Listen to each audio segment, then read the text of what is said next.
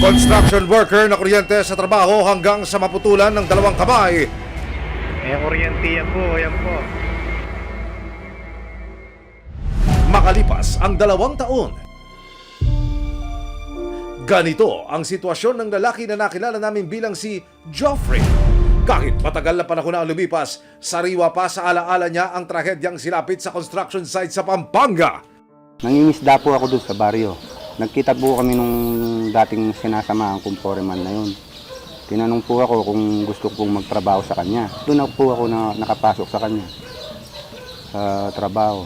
Nung pagkatapos po namin magmerienda, naglalagay po ako ng pantukod doon sa slab. Dahil tapos na po yung ginagawa ko, inutos po ako ng foreman umakyat sa taas para ayusin po yung bakal sa slab. Linipat ko po yung isang bakal dahil sumobra ng isa. Tapos po, nung paglipat ko pong ganun, doon po ako nadali, doon sa isang bakal lang. Doon po ako nakuryente. Tila gumuho ang mundo ng kanyang asawang si Claudine matapos malaman ang nangyari. Yung kamay niya po, yung parang nababa po yung balat. Tapos hindi mo po siya makausap kasi dumadaing po, masakit daw po. Parang hindi po niya kami nakikilala. Nang magkamalay si Joffrey sa ospital, dito na niya natanggap ang masamang balita. Sinabing tatanggalin daw po yung puputulan po daw yung dalawang kamay ko. Kung di daw po puputulin, ikamamatay ko po daw. Kaya nang hindi na makapagtrabaho si Joffrey, si Claudine na ang inasakan ng pamilya sa paghahanap buhay.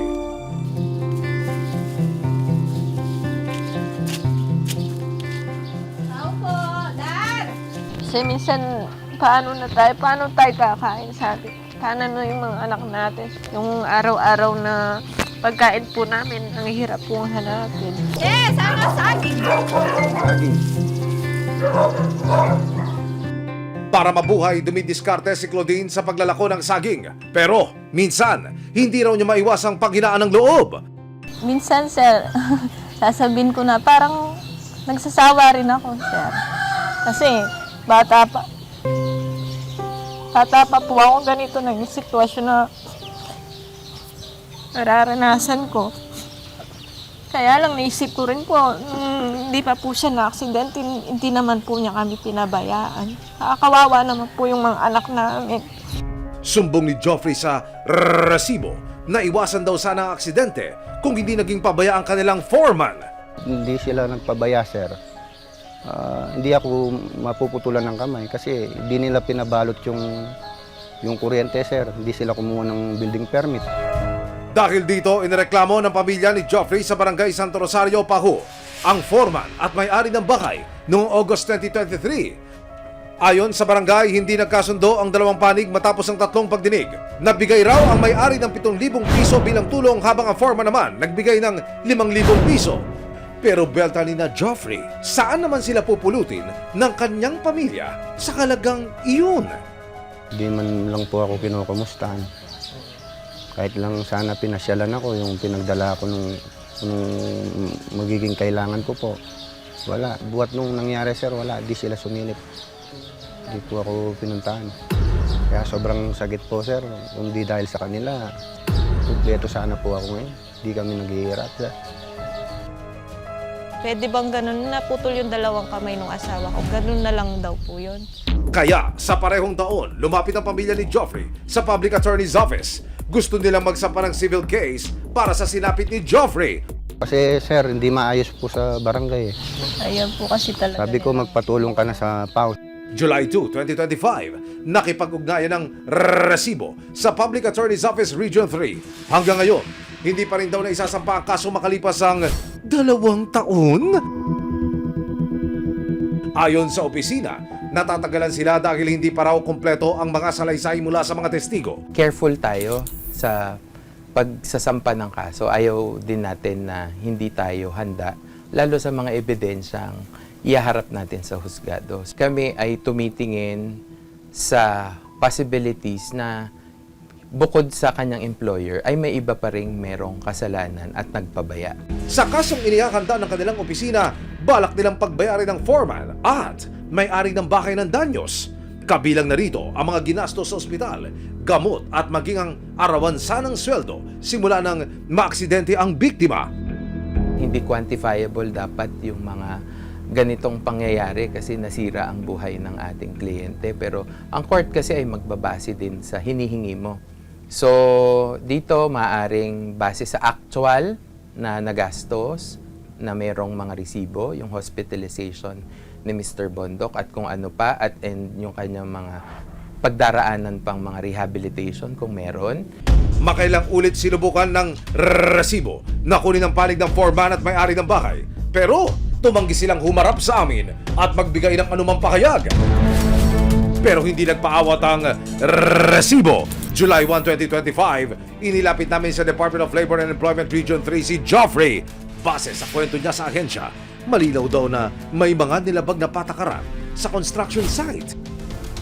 So alam po ng mga nagtatrabaho doon na merong presence of hazard, no, doon sa lugar na yon in the form of yung kuryente po.